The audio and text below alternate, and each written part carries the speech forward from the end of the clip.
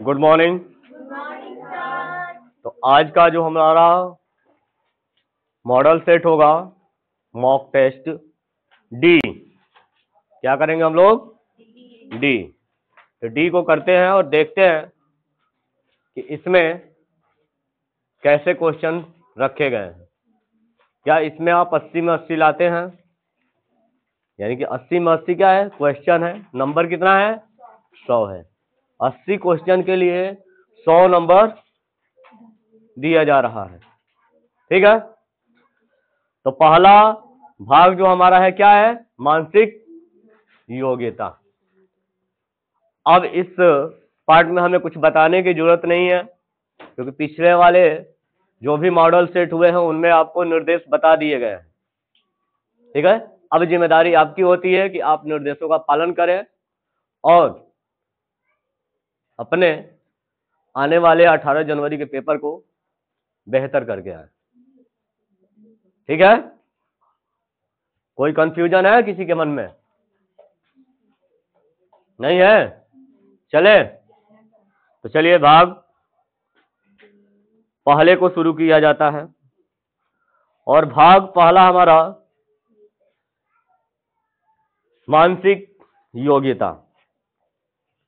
मानसिक योग्यता भाग 1। अब इसमें हमें पहले क्या पढ़ना होगा? निर्देश, यानी कि प्रश्न हमसे क्या पूछा जा रहा है।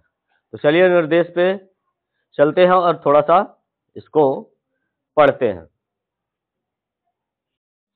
तो सोच समझ के आंसर बताइए इसका 13 का और 14 का। पहले 13 नंबर क्वेश्चन का आंसर बताइए। सही है? किसी के मन में कंफ्यूजन है? कंफ्यूजन है तो वो सिद्ध कर लें। ठीक है। क्योंकि क्या कह रहा है? बिना दिशा परिवर्तन। ये एक शब्द बड़ी मोटा लाइन में लिखा हुआ है, बिना दिशा परिवर्तन। तो इसमें पैटर्न क्या काम करेगा? काउंटिंग का।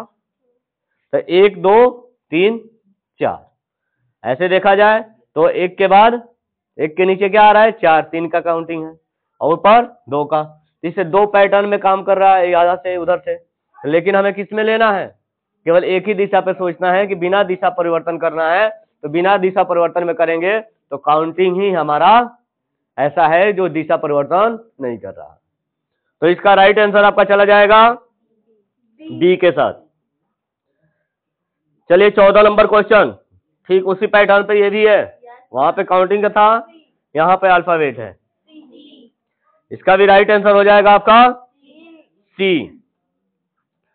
चलिए 15 नंबर प्रश्न को बताइए। गुड। 15 नंबर का आंसर हो जाएगा A. 16 number, 16 number, good, C number. चलिए तो आगे चलते हैं। भाग 5। भाग 5 को पहले देखते हैं कि निर्देश प्रश्न संख्या 17 से 20 में प्रश्न चित्र के रूप में एक ज्योमिति चित्र त्रिभुज, वर्ग और वृत्त के एक भाग को बाईं ओर दर्शाया गया है तथा दाईं ओर ABCD दर्शाया गया है और दाईं ओर चित्र को ज्योमिति चित्र को पूर्ण करने वाले चित्र को ज्ञात करें। यानी कि आकृति को क्या करना है? पूरा करना है। अब आकृति को पूरा करना है तो प्रश्न पे चलते हैं कि क्या प्रश्न पूछ रहा है। 17 नंबर का राइट आंसर बताइए। 17 का राइट आंसर सोच समझ के। 17 का डी। 18 good, B. 19 कौन बी बोल रहा है? चलिए राइट आंसर डी। 20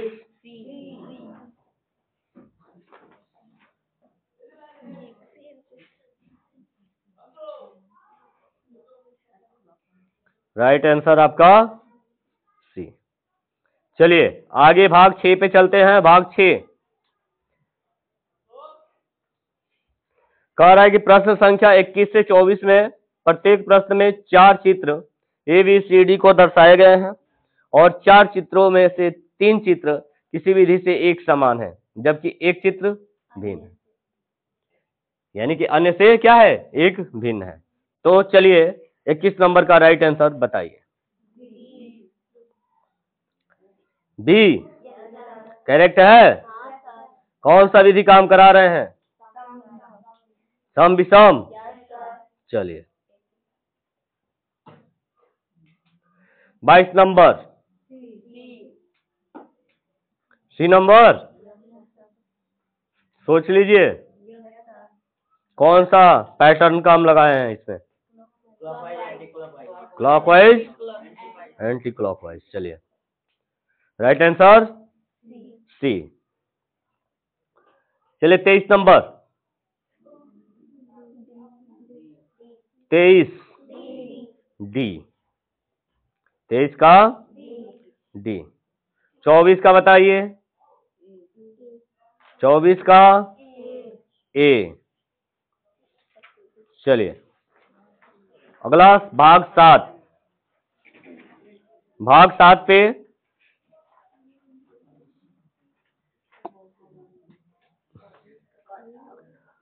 निर्देश प्रश्न संख्या 25 से 28 बाई ओर प्रश्न चित्र दर्शाए गए हैं तथा दाई ओर ए बी सी डी से चिन्हित 4 उत्तर चित्र दर्शाए गए हैं। उत्तर चित्र से उस चित्र का चयन करें जिसे प्रश्न चित्र में उपलब्ध कटआउट से बनाया जा सकता हो, यानी कटआउट से बनाना है। तो चलिए चित्र बनाते हैं और 25 नंबर का राइट आंसर बताते हैं। राइट आंसर सी।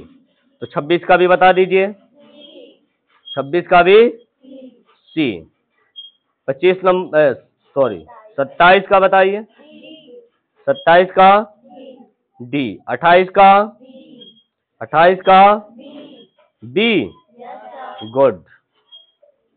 चलिए आगे चलते हैं 8 भाग 8 पे। भाग 8 में कह रहा है कि निर्देश प्रश्न संख्या 29 से 32 में प्रत्येक प्रश्न में 2 प्रश्न चित्रों में के 2 सेट दिए गए हैं। दूसरे सेट में दूसरा चित्र गायब है। प्रथम सेट के 2 चित्रों में एक निश्चित संबंध है। इसी तरह संबंध दूसरे सेट के तीसरे और चौथे चित्र में भी होना आवश्यक है, यानी कि सह संबंध। तो चलिए 29 का राइट आंसर देते हैं। चलिए 29 का राइट आंसर बताइए क्या आएगा, क्या डी। डी, चलो डी। गुड। चलिए 30 बताइए, 30 का बी। चलिए 31 नंबर बी।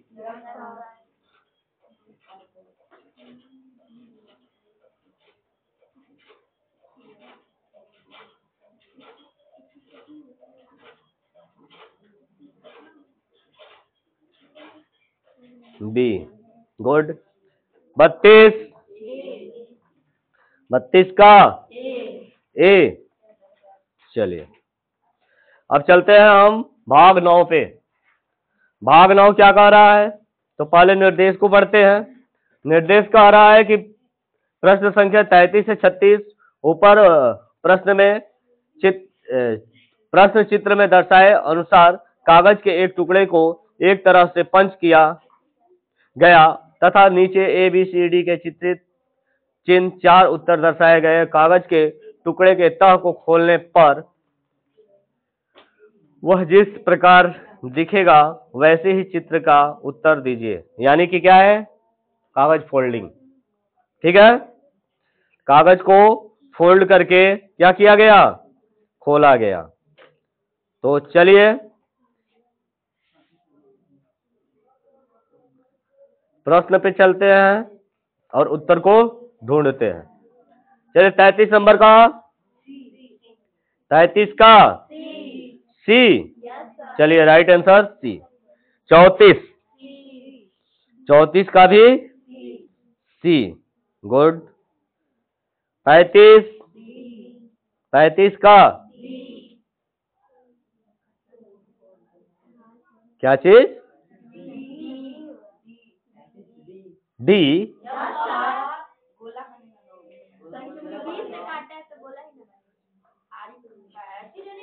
अच्छा ठीक है, डी।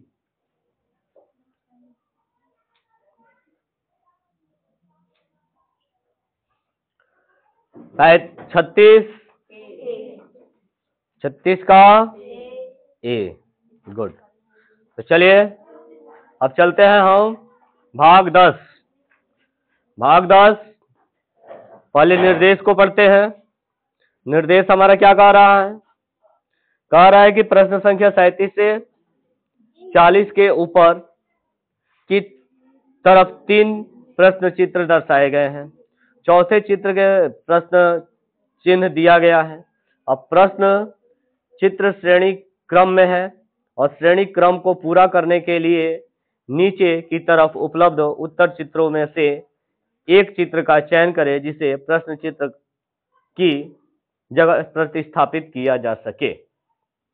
चलिए ढूंढते हैं कि क्या आएगा।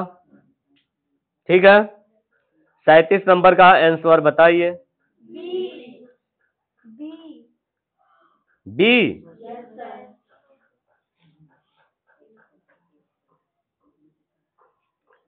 जी, बी का जी। 37 का बी। 38 का डी। चलिए गुड। 39 कौन डी बोल रहा है? 39 का बी और 40 बी। इस प्रकार से हमारा मानसिक योग्यता भाग क्या हुआ? समाप्त हुआ। अब चलते हैं भाग 2। भाग 2 हमारा क्या है? मैथ को हम हल नहीं करेंगे। हल करने के लिए आपको स्पेशली आप फोकस अपने माइंड में सेटअप बना लीजिए कि 1 घंटे का समय हमें देना है। अब 1 घंटे का समय के लिए अब 1 घंटे में मैथ को करने का मतलब कि रीजनिंग को और हिंदी को आपको क्या करना होगा? पहले करना होगा। नहीं तो अगर फर्स्ट में मैथ लेकर बैठ गए और कोई क्वेश्चन अगर आपको फंसा दिया तो श्योरली है, 100% है कि आपके प्रश्न छूटेंगे ही छूटेंगे। जब भी कोई प्रश्न फंसाए वहां पे रुकना नहीं है, धड़ाक के आगे चलना है। लास्ट में बचेगा तो देखेंगे, ठीक। और आवश्यक रूप से बचेगा ही बचेगा। आधे घंटा तो कैसे भी बच जाएगा। तो आराम से अपना दिमाग लगाते रहिए और उस प्रश्न को हल करते रहिए। और जब ना आए तो जैसे आराम करके गोला कर दीजिए, छोड़ना मत। क्यों?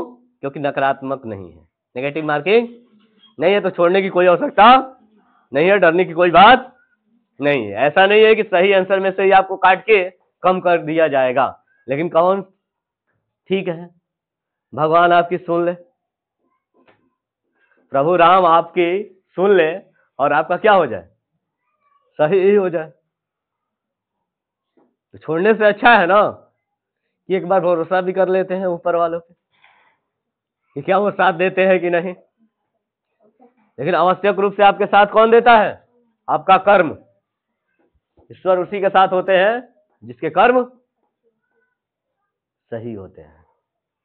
जो अपना कर्म किया होता है ईश्वर उसी का सहयोग करते हैं। अब बिना कर्म का फल नहीं मिलता है। इसीलिए गीता में कहा गया है कर्म ही पूजा है। भगवान हर जगह है, ढूंढने की आवश्यकता नहीं है। बस आप अपने कर्म में लगे रहिए और आपका कर्म है पढ़ना और पढ़ के बेहतर पेपरों को देकर और बेहतर स्थानों पे जाना, बेहतर इनकम करना और बेहतर परिवार को संचालित करना। तो चलिए खंड ख के दूसरे भाग को देखते हैं और पहले प्रश्नों को आराम से पढ़ते हुए चलेंगे, क्योंकि इसमें बहुत सारे बच्चे को पहले प्रश्न को समझना है, हल करना है, इसके बाद उत्तर देना है। ये नहीं कि क्वेश्चन देखे और खुशी हो गई, या हा कितना आसान क्वेश्चन आ गया, और ये खुशी किस में बदल जाएगी? गम में बदल जाएगी। तो गम में मत बदलिएगा। चलिए प्रश्न नंबर देखते हैं 41। 41 नंबर प्रश्न कह रहा है, क्या है? 41,512 में छोटी से छोटी कौन सी संख्या जोड़ी जाए कि वो 12 से विभाजित हो जाए? संख्या पद्धति से है। राइट आंसर बता दीजिए। ऑप्शन नंबर बी, 8 जोड़ेंगे। चलिए चलते हैं 42 नंबर प्रश्न पे। ये भी देखिए, बेस पे पूछा गया है। कह रहा है कि शून्य के बारे में निम्न में से कौन सा कथन सही है? कह रहा है कि सम संख्या है, भाज्य संख्या है, उपयुक्त सभी है, या एक पूर्ण संख्या है। राइट आंसर है आपका ऑप्शन नंबर सी। चलिए 43 नंबर प्रश्न भी देखिए। हाँ क्या क्वेश्चन गलत है? तो क्वेश्चन को कैसे गलत कर दिया? चलिए ऑप्शन गलत होगा तो आंसर सही आएगा ना, तो ऑप्शन को बदल दिया जाएगा। ठीक है, चलिए तो प्रश्न कह रहा है कि एक संख्या 50 से कम है और 8 की गुणज है तथा 5 गुणनखंड है, तो वह संख्या क्या है? राइट आंसर क्या आया है? 16। इसमें से 16 तो कोई ऑप्शन ही नहीं। आपका राइट आंसर जाता है 16। भले आपके ऑप्शन गलत है, लेकिन आंसर जो है राइट क्या आएगा? 16।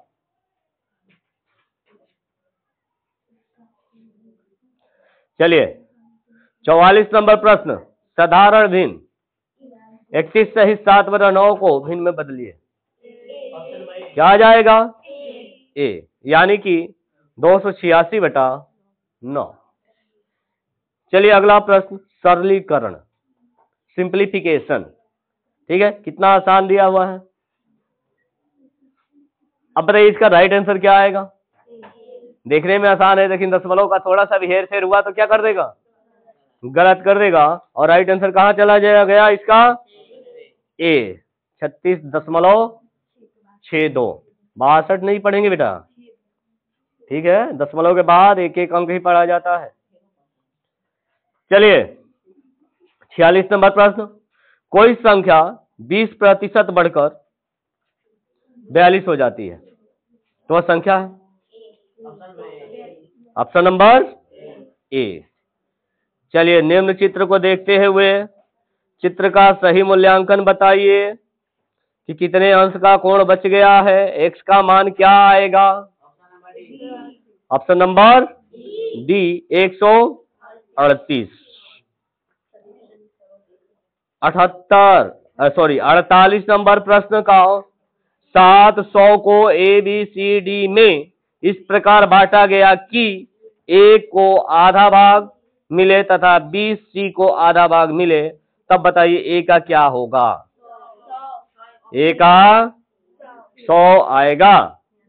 हल करके बढ़िया से, ये नहीं कि यहाँ पे गोला मारा जा रहा है, आप भी गोला मार दीजिएगा। ठीक है, पहले हल कीजिएगा। अगर गलत आंसर आता है तो अपने साधन का उपयोग कीजिएगा। ठीक है, क्योंकि ईश्वर तो है नहीं, गलती इंसान से ही होती है, गलती तो भगवान भी कर बैठते हैं। चले 49 नंबर प्रश्न को पढ़ते हैं। एक टैंक में 1250 लीटर पानी ले जाया जा सकता है, तो 16,250 लीटर पानी ले जाने में कितने टैंकों की आवश्यकता पड़ेगी? सी, ये प्रश्न कभी एक बार और भी आया है।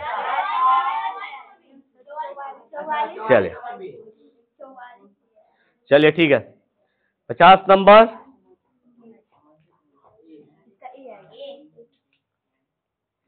कह रहा है कि मयूर ने एक 10 सेंटीमीटर की छड़ी को 11 सेंटीमीटर माप लिया और उसने लंबाई मापने में कितने प्रतिशत की गलती की? कितना आसान क्वेश्चन है। 10% की क्या कीजिए, उसने वृद्धि कर दी थी, गलतियां कर दी थी। चलिए आगे चलते हैं और आगे हमारा 51 से प्रश्न शुरू होता है। 51 नंबर का आ रहा है कि 1048 मिलीलीटर को लीटर में बदलिए तो आंसर क्या आएगा? Option number B. आओ सॉरी, ऑप्शन नंबर बी। चलिए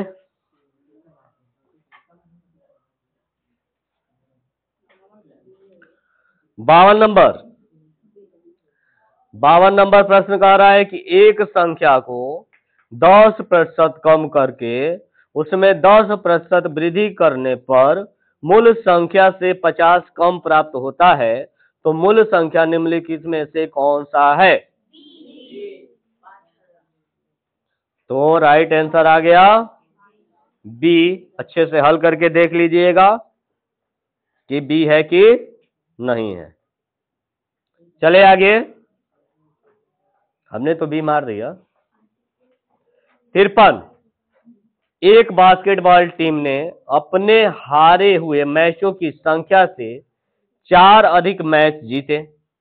यदि उसने खेले गए मैचों की संख्या का 3/5 भाग जीते तो उसके द्वारा खेले गए मैचों की संख्या बताइए। 20 मैच खेल लिया। चलिए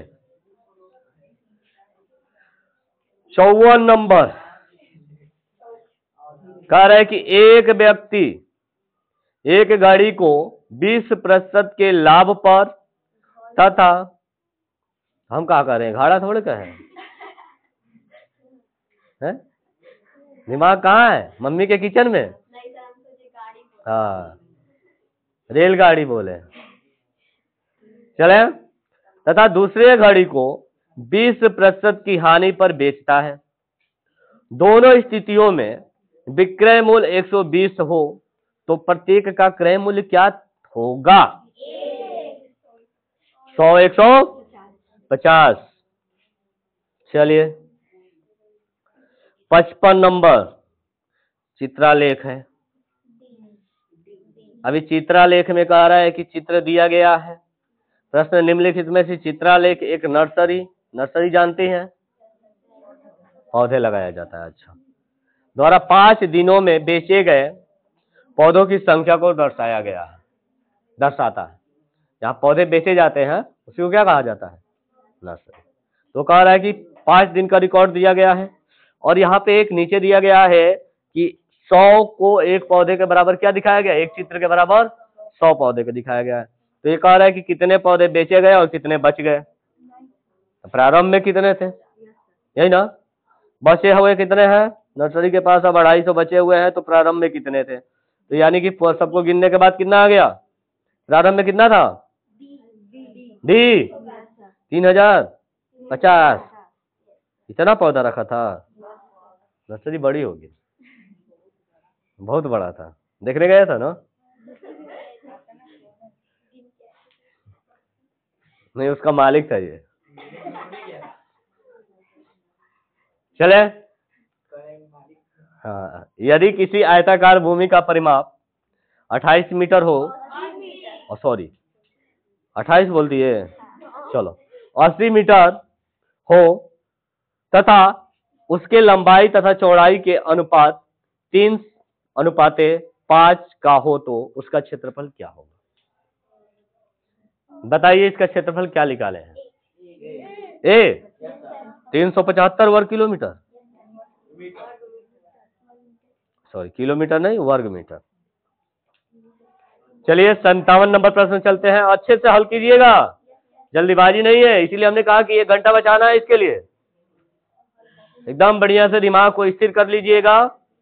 बोतल में एक पानी ले लीजिएगा, पानी का बोतल, जिसकी पन्नी जो होगी ना निकाल लीजिएगा, ठीक है?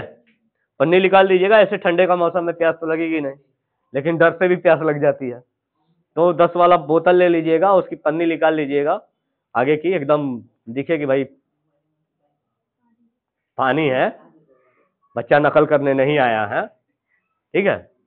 और उसको एक पास रखे रहिएगा, कहीं डर और खाए तो 2 घुट पानी पी लीजिएगा, ज्यादा मत पीजिएगा, नहीं तो अगर 1-2 नंबर लग गई तो टीचर जाने भी नहीं देगा, ठीक है। तो पेपर से पहले आप अपनी क्रियाकलाप कर लीजिएगा, इसके बाद पेपर में बैठिएगा स्थिर होकर, ठीक है। 57 नंबर प्रश्न पे चलते हैं। कह रहा है कि एक घनाभ का आयतन एक घन के आयतन का 3 गुना है। यदि घनाभ के विमाएं 12 सेंटीमीटर, 9 सेंटीमीटर और 6 सेंटीमीटर है तो घन का पृष्ठीय क्षेत्रफल बताइए। 216 घन मीटर। चलिए बढ़िया से हल कीजिएगा, क्योंकि ऐसे क्वेश्चन जब आते हैं तो छोटी छोटी गलतियां क्या कर देती है, गलत करा देती है। चलिए अब ये तो आता ही होगा, कैलेंडर से आ गया भैया, आया भी था, अच्छा रिपीटर क्वेश्चन है तो मजा मजा हो गया।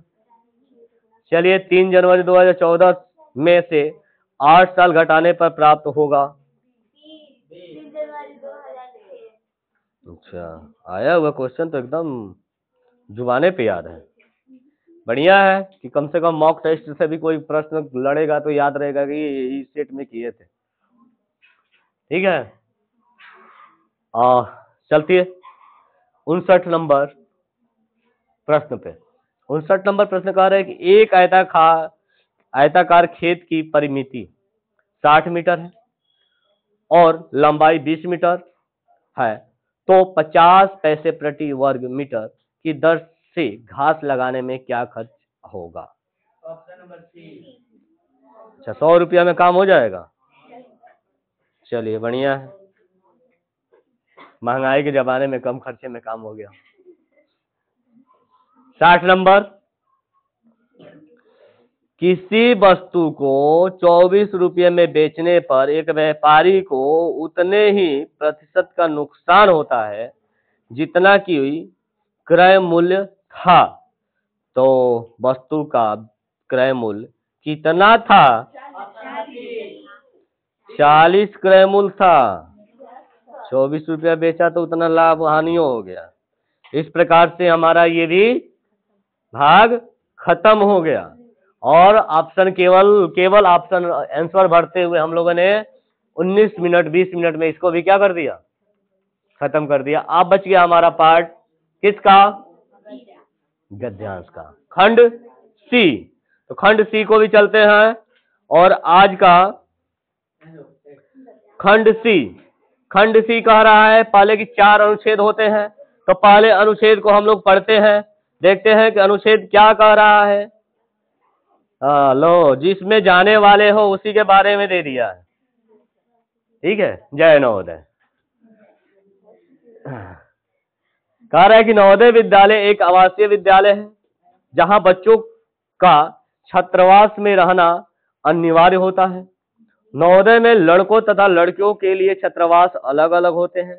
वरिष्ठ छात्र तथा कनिष्ठ छात्रों के छात्रावास भी अलग अलग होते हैं और कुल मिलाकर यहाँ छात्रावासों के 4 वर्ग होते हैं, जिसके नाम पर्वतों के नाम पर रखे गए हैं और चारों छात्रावासों के नाम अरावली, नीलगिरी, शिवालिक और उदयगिरी सबसे लास्ट में आया है, ठीक है।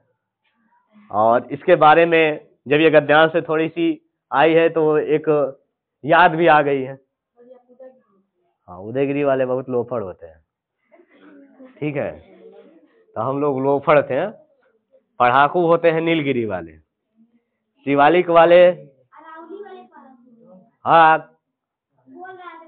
कौन, तब इस समय पैटर्न चेंज हो गया होगा, 2 नालायक वहां पे बैश होता है, हाउस उदयगिरी और अरावली। नीलगिरी पढ़ाकू होता है, शिवालिक भी मीडियम रहता है, ये 2 लोग बड़ी लोफड़ई में पकड़े जाते हैं, है ना। लेकिन अब स्थिति थोड़ी सी बदली हुई है, हम लोग अपने समय की बात कर रहे हैं, ये पढ़ने में कम, बदकुचन में ज्यादा ध्यान देते थे। ठीक है, बैठ के बातें करना, पढ़ाई लिखाई कम करना, खेल कूद से दूर रहना, तो इनकी जितने क्रियाकलाप थे अपने माहौल में ही होते थे और ये बिंदास रहते थे। उदयगिरी वाले से सबसे ज्यादा बिंदास रहते हैं।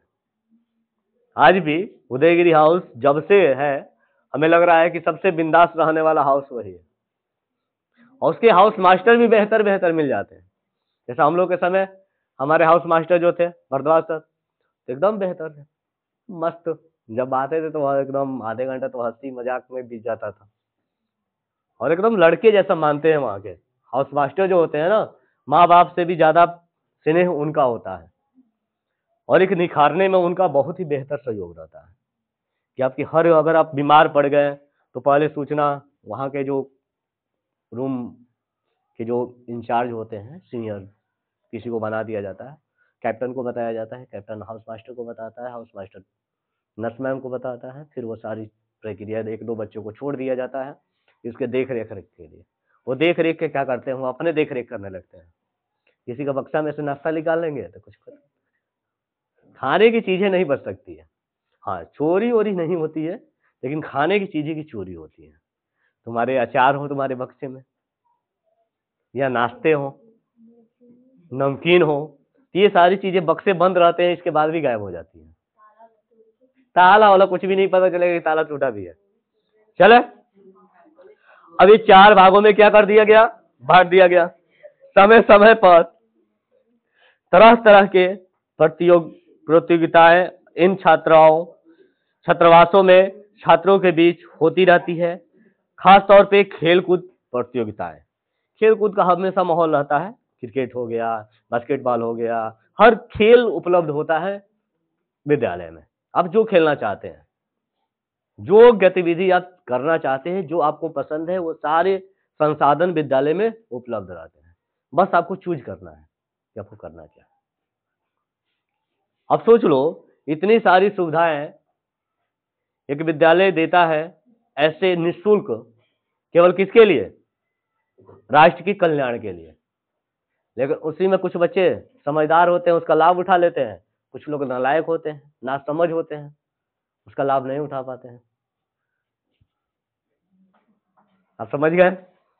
चले, कह रहा है कि काफी रोमांचक होती है और जिनसे छात्रों को खेल भावना का विकास होता है।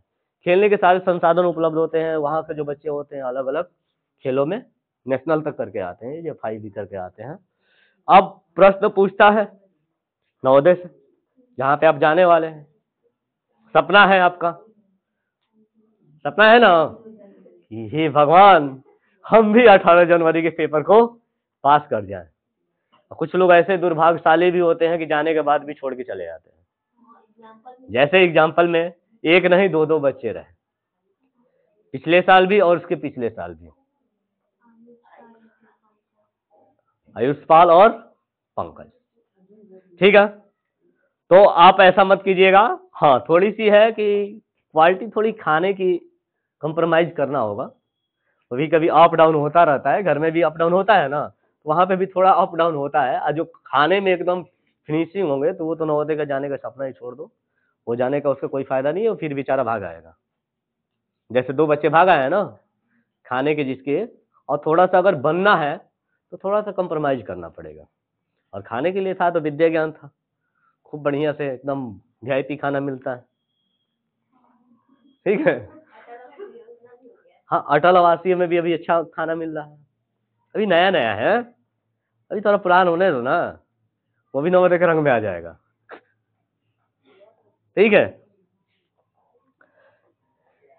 चलिए, सुविधा बहुत बढ़िया दिया है अटल आवासीय, तो प्रयास कीजिए कि जिसके पास रोजगार कार्ड है उनका तो बल्ले बल्ले है, और जिनके पास नहीं है, अगर छोटे भाई हैं उनके यहाँ, तो अगर पापा बेरोजगार हैं तो लगाइए उधर, मम्मी को ही लगा दीजिए, किसी का एक लेबर कार्ड बनवा लीजिए, कम से कम ये तो फायदा करेगा कि किसी का शिक्षा व्यवस्था बढ़िया मिल जाए। चलिए 61 नंबर प्रश्न पे चलते हैं। कह रहा है कि नवोदय विद्यालय के बारे में निम्न में से कौन सा कथन सही है। कौन सा कथन सही है?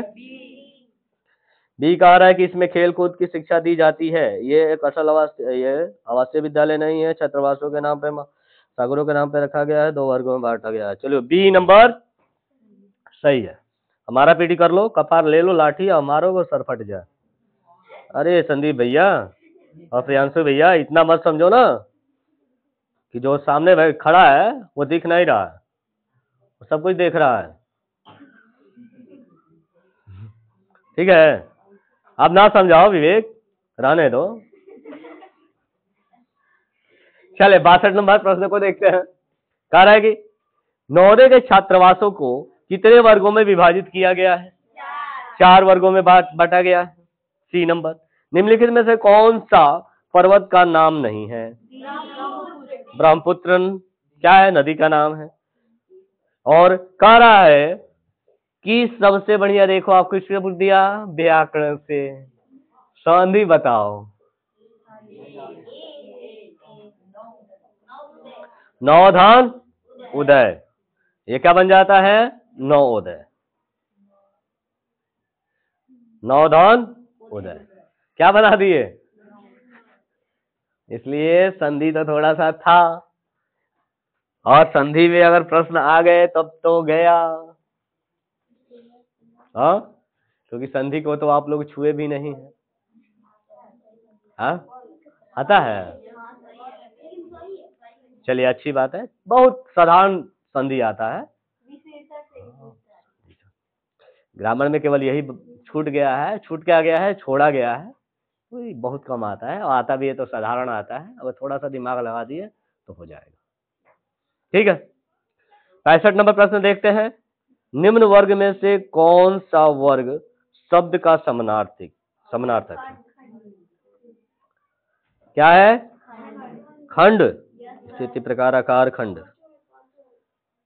चलो पांचों में पांचों सही है, बढ़िया है कि जाने से पहले कुछ नवोदय के बारे में भी जान लिया। ऐसे तो बात चलती ही रहती है।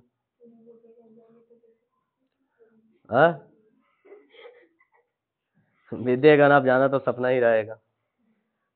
ठीक है, मौका जिसको मिला था वो भैया अपना स्वागत किया आज, और जिसको नहीं मिला हो गया। हाँ, वो सपने में अगले जन्म की बात करेगा कि विद्यागण जाए।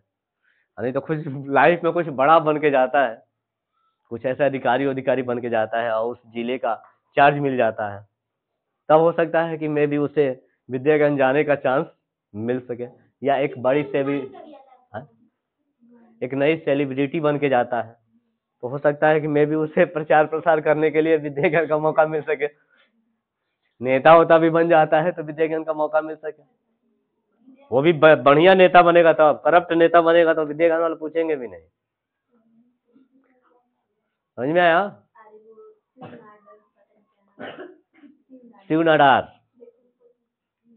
ठीक है, HCL के जो संस्थापक है उन्हीं के द्वारा चलाई जाती है। चले अनुच्छेद नंबर 2 पे चलते हैं। अनुच्छेद नंबर 2 कह रहा है कि पृथ्वी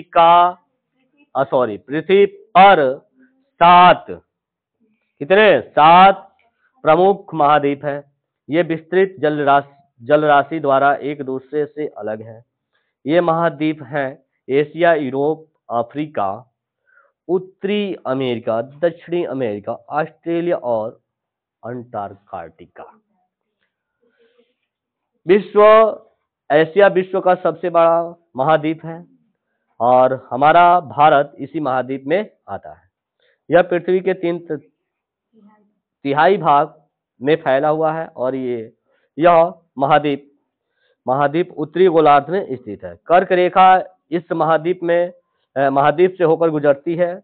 एशिया के पश्चिम में यूराल पर्वत है जो इसे यूरोप से अलग करता है। यूरोप एक एशिया के संपूर्ण भूभाग को यूरेशिया कहा जाता है। यूरोप एशिया से बहुत छोटा है। यह महाद्वीप एशिया के पश्चिम में स्थित है। आर्कटिक वृत्त इससे होकर गुजरता है। यह 3 तरफ से जल से घिरा है। ठीक है, ये कहाँ से पूछ दिया? सामाजिक विज्ञान, भूगोल से। जिसे कहते हैं जियोग्राफी। तो जियोग्राफी से पूछा गया प्रश्न अब देखते हैं कि कितने हैं। कितने आसान प्रश्न पूछ रहा है कि घुमा फिरा के पूछ रहा है। चलिए, प्रश्न पूछा है कि पृथ्वी पे कुल कितने महाद्वीप हैं। बहुत बढ़िया। सबसे बड़ा महाद्वीप क्या है? बहुत बढ़िया। कौन सा पर्वत एशिया और यूरोप को अलग करता है? यूराल। यह महाद्वीप उत्तरी गोलार्ध में स्थित है। इस कथन किस महाद्वीप को कहा है? पूर्वी गोलार्ध में स्थित है। क्या कह रहा है? यह महाद्वीप पूर्वी गोलार्ध में स्थित है। यह कथन किस महाद्वीप को संकेत करता है? यूरोप को। एशिया के पश्चिम में कौन सा महाद्वीप स्थित है? एशिया के पश्चिम में कौन सा महाद्वीप स्थित है? चलिए, हमें भी लग रहा है पूर्व उत्तरी गोलार्ध में स्थित है। ये तो बी है, ए थोड़े है। कौन ए बोला था? कौन ए बोला था?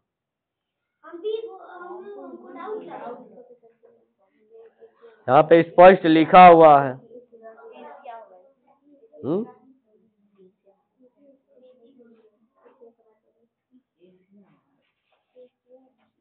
ये स्पष्ट लिखा हुआ है यहाँ पे।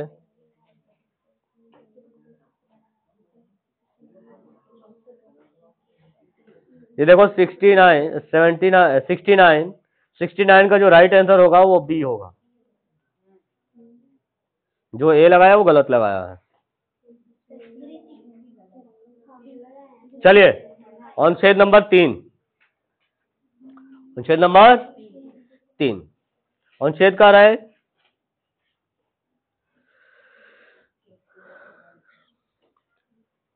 शाक्य कुल के राजा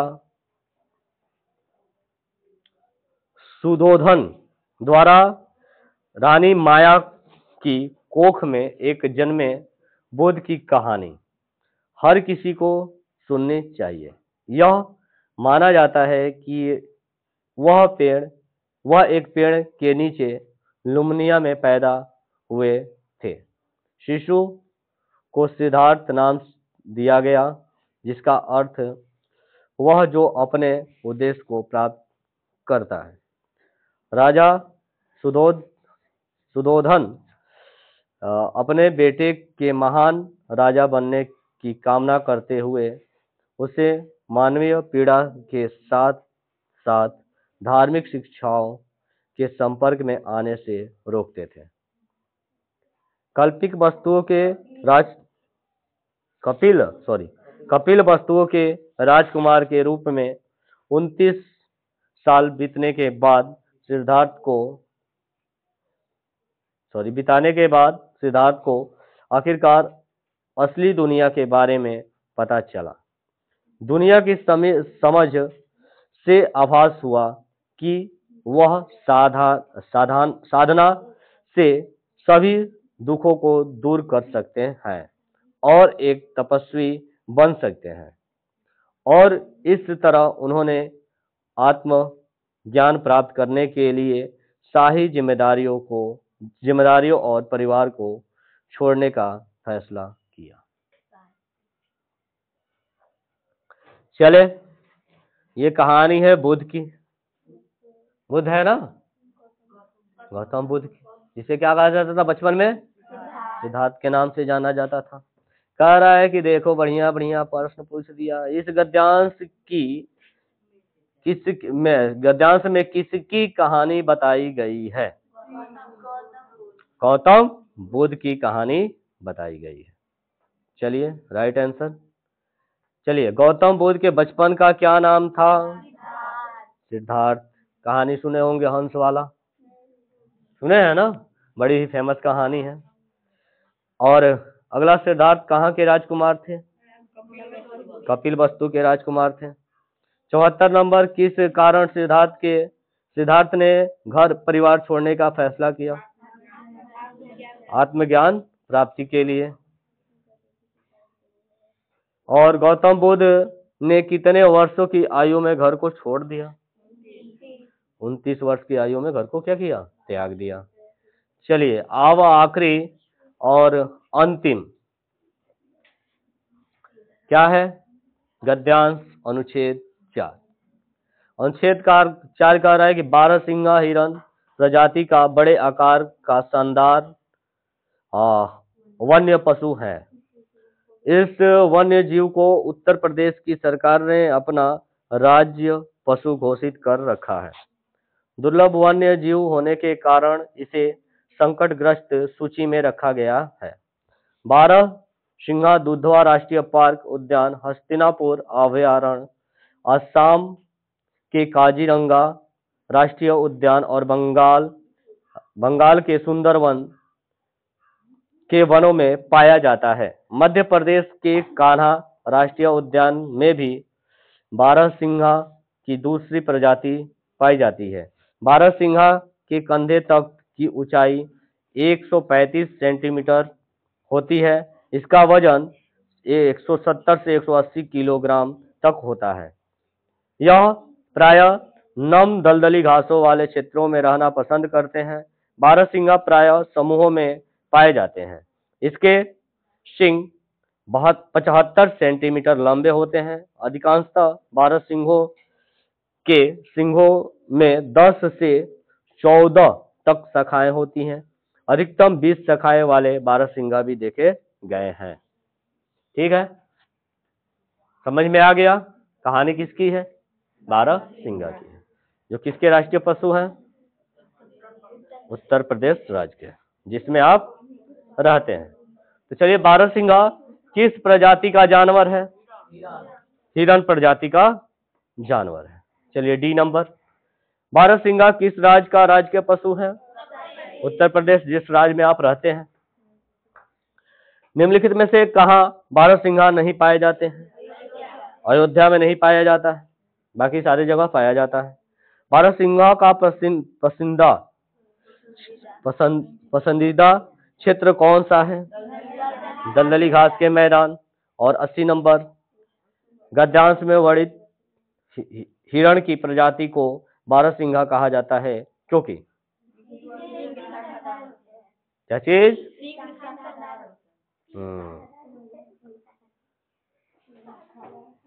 शाखादार। ठीक है, ठीक है। इस प्रकार से आपके ये डी नंबर सेट भी क्या हुआ? समाप्त हुआ। और आपने अपना मूल्यांकन कर लिया होगा कि आप इस डी नंबर सेट में कितने अंक प्राप्त किए।